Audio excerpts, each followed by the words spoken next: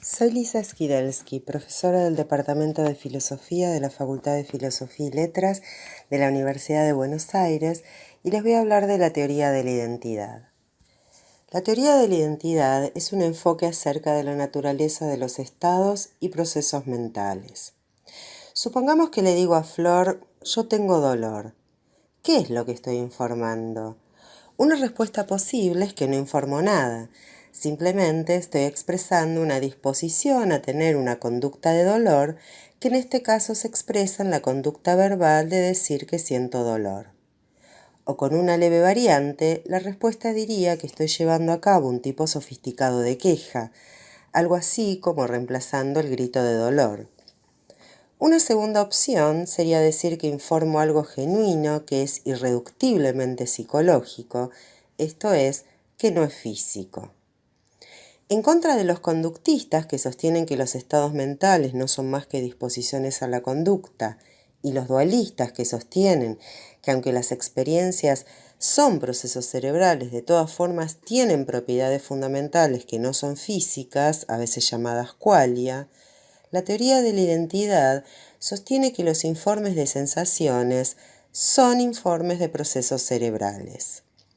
De manera que la tesis central de la teoría de la identidad consiste en que los estados y procesos de la mente son idénticos a los estados y procesos del cerebro.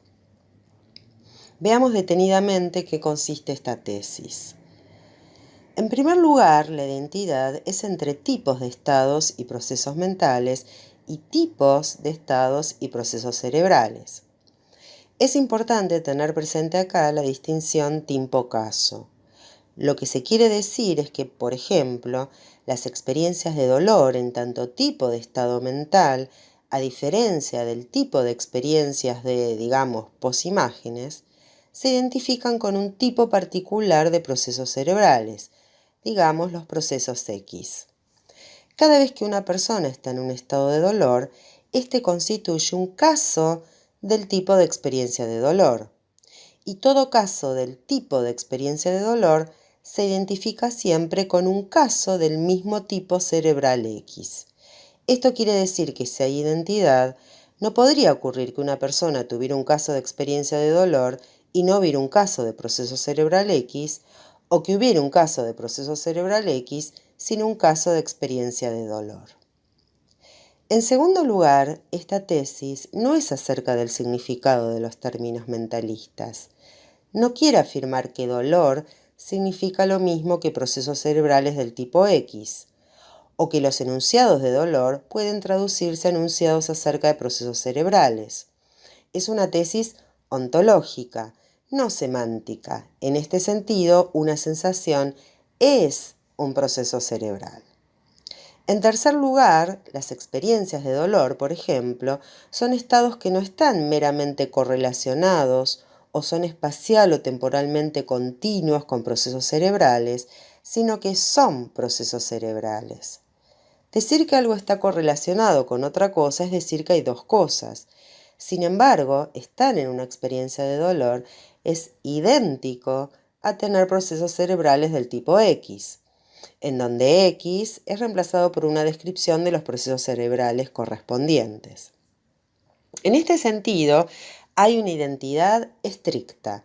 Son la misma cosa, aunque podamos referirnos a ella con términos diferentes. Por ejemplo, las expresiones la estrella matutina y la estrella vespertina son expresiones que no significan lo mismo, pero refieren al mismo objeto en el mundo, Venus. Esta es la diferencia entre significar y referir. Así, sensaciones o experiencias de dolor y procesos cerebrales tienen significados distintos, pero refieren a la misma cosa en el mundo.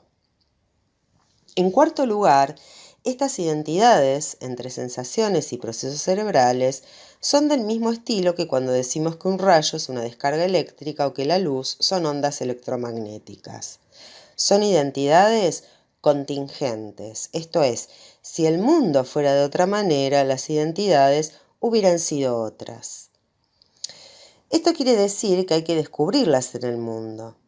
Por el momento no sabemos lo suficiente como para poder establecer esas identidades, pero se supone que el desarrollo de las ciencias del cerebro nos dirá en algún momento cuáles son, así como sabemos hoy en día que la luz son ondas electromagnéticas. En quinto lugar, se espera que estas identidades contingentes entre tipos de estados mentales y tipos de estados cerebrales se fundamenten de la misma manera en la que se fundamentan los ejemplos mencionados, esto es, por medio de una reducción interteórica. Esto vuelve a la teoría de la identidad un enfoque reduccionista de lo mental. En los casos históricos mencionados, una teoría o marco conceptual nuevo logra reflejar los principios del marco anterior y se aplican en los mismos casos. La única diferencia es que mientras el viejo marco conceptual utilizaba nociones como luz, el nuevo utiliza ondas electromagnéticas. Si el nuevo marco explica y predice los fenómenos mejor que el anterior, entonces comprendemos mejor la misma realidad que el marco anterior describía de manera incompleta. En conclusión, la teoría de la identidad es una posición atractiva para quienes consideran que la ciencia, y en particular los desarrollos en las neurociencias, nos proporcionan una perspectiva desde la cual el mundo está constituido por ordenamientos de complejidad creciente de constituyentes físicos. Si se acepta que lo mental forma parte de este mundo, tendría que haber una manera de poder conectar las propiedades mentales con las físicas, de modo que lo mental no quede flotando en un dualismo no deseado. Así, la teoría de la identidad identifica los estados y procesos mentales con su realización neuronal. Sin embargo, la teoría de la identidad ha recibido muchas objeciones. De ellas vamos a ver solo 3. La que sostiene que los estados mentales y los cerebrales tienen propiedades diferentes, la que sostiene que no puede dar cuenta de las propiedades subjetivas de lo mental, y finalmente la objeción más poderosa que ha recibido, el argumento de la realizabilidad múltiple. Veámoslas. La primera afirma que los estados mentales tienen propiedades que no tienen los estados cerebrales. Por ejemplo, una posimagen puede ser amarillo-anaranjada, mientras que el proceso cerebral no. La respuesta del teórico de la identidad es que tampoco la experiencia es amarillo-anaranjada, sino que lo que se describe es la experiencia de ver amarillo-anaranjado. Esto es, no hay que confundir las propiedades de aquello experimentado con las propiedades de la experiencia. Así, ni la experiencia ni el estado cerebral son amarillo-anaranjado. La segunda objeción consiste en que en la medida en que la teoría de la identidad es una teoría reduccionista, no explica el carácter subjetivo de ciertos tipos de estados mentales. Hay quienes sostienen que las experiencias de dolor, por ejemplo, tienen una propiedad peculiar que es algo así como qué se siente estar en esos estados que los vuelven subjetivos. No solo las experiencias de dolor serían subjetivas, sino cualquier tipo de experiencia consciente, como las que tenemos cuando saboreamos un vino o vemos un paisaje. Esta propiedad peculiar de las experiencias conscientes es llamada quale o qualia en plural, y no parece poder explicarse si se reducen las experiencias a estados cerebrales. Una de las respuestas posibles a esta objeción, que por supuesto no la disipa, es que el problema de dar cuenta de las propiedades subjetivas de ciertos tipos de estados mentales aqueja todo enfoque fisicalista.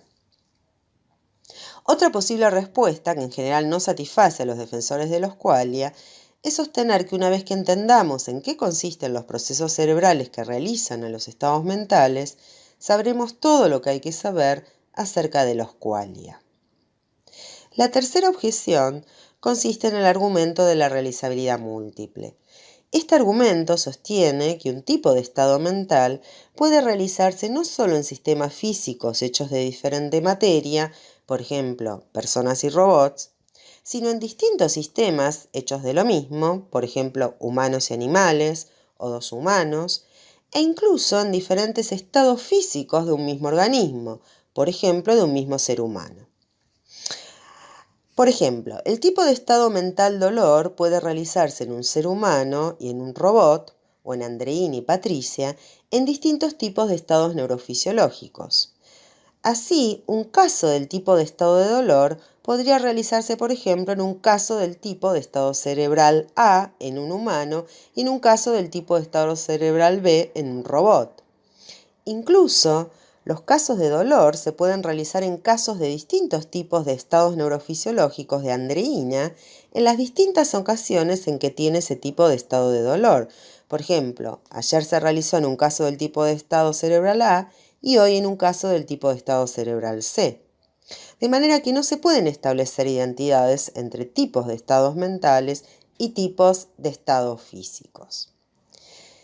Esta objeción produjo en su momento el virtual abandono de cualquier pretensión de identificar tipos de estados mentales con tipos de estados cerebrales y dio lugar al auge de un nuevo enfoque de la naturaleza de los estados mentales denominado funcionalismo.